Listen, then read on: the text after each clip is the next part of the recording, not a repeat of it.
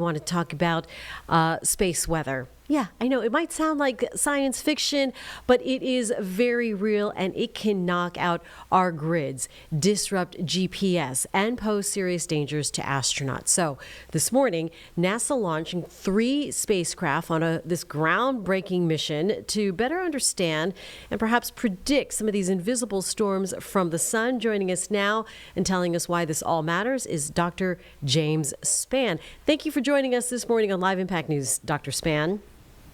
Well, thank you for the privilege to being able to share about this exciting launch that we're getting ready to have. Space is it, right? So break down these missions and what they're trying to accomplish out there. So this is a mission that is a NASA mission with the primary payload, IMAP, that is going to study essentially the boundaries of our solar system with interstellar space by looking at that boundary, as well as looking at the sun, which kind of drives this large cocoon that our solar system resides. So that's IMAP. There are two smaller spacecraft. One is called SWIFO L1. That's a NOAA spacecraft that I'm associated with, and that is going to be looking at the sun and basically our eyes and the ears on the sun to provide warnings and alerts, or the data that are used to generate warnings and alerts for space weather. And then finally, Carruthers, which is looking back at the Earth from about 1,000,000 miles, where these spacecraft are going to be located, looking back at Earth at our very much extended atmosphere that reaches about halfway out to the moon that we really don't understand very well, and that's what Carruthers is going to do. All right. Why is it important that you understand the detection of these solar storms and protecting us here on Earth? Why is that important to you? Well, this is becoming important, and every day even more important, as our technological society relies on space assets, communications, and even ground systems that are affected by these solar storms.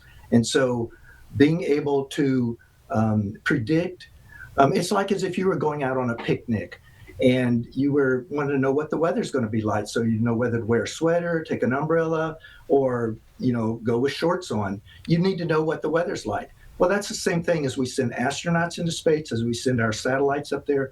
We want to know what the environment is, and sometimes a storm comes around, just like here on the Earth, and we want to be able to predict that so that we can save those astronauts, save those satellites, as well as protect our infrastructure here on the ground. And I haven't even talked about the impacts that we have here on the ground yet. Yeah, I was going to say, like I said there at the top, GPS can be affected, our Yep. power grids can be affected. And how does this data actually help protect our daily lives? So what it does is that it allows for example, on the power grid, if we know that a big storm is coming that might cause problems with the power grid, we can give them advance warnings so that they can reroute the power systems. Or if we know that there's going to be communication issues, the satellite operators can manage that satellite, or perhaps communicate through a different way. Or the airline industry, if we know that a big storm is coming, they might need to reroute the flight pattern, especially if they're on transpolar flights where a lot of the additional radiation that they might receive during a geomagnetic storm. So there are all these different aspects. And when you think about electricity, I mean, we use electricity for everything. And so if you're plugging something up, you're going to be affected if the power goes out.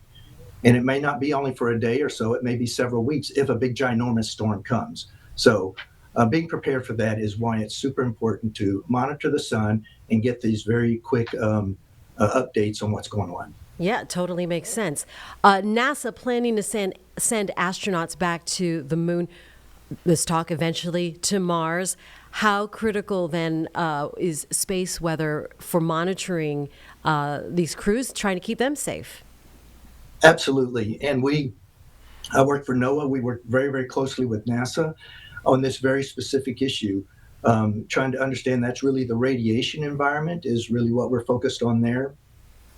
And if there are these big solar storms, we want to protect the astronauts by having them manage their exposure if they're doing a spacewalk, or even on the ISS. There are places where they can go to be a little bit more protected during these storm events.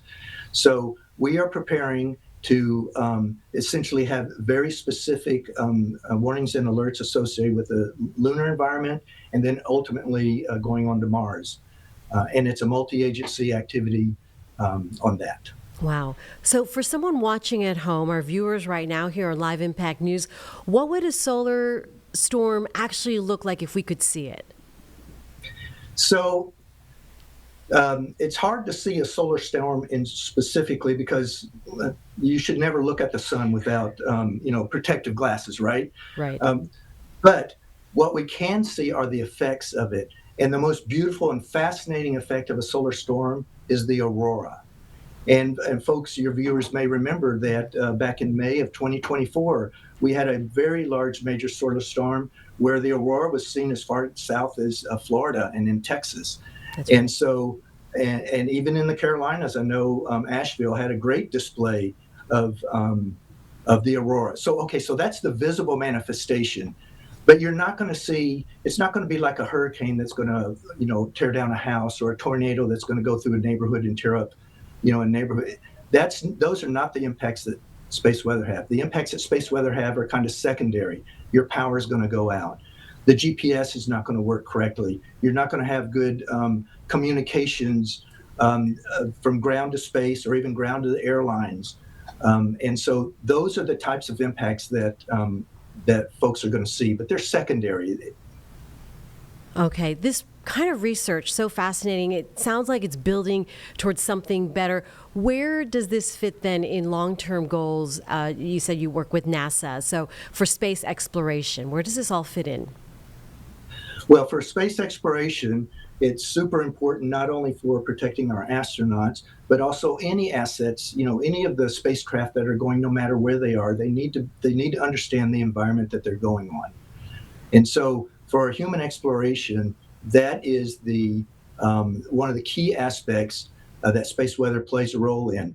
And even though it's human exploration, we're sending astronauts, the science behind space weather is super, super important. We need to better understand it all the time so that we can know exactly what observations we need to make that will provide the best forecasts and all clear signals for our astronauts.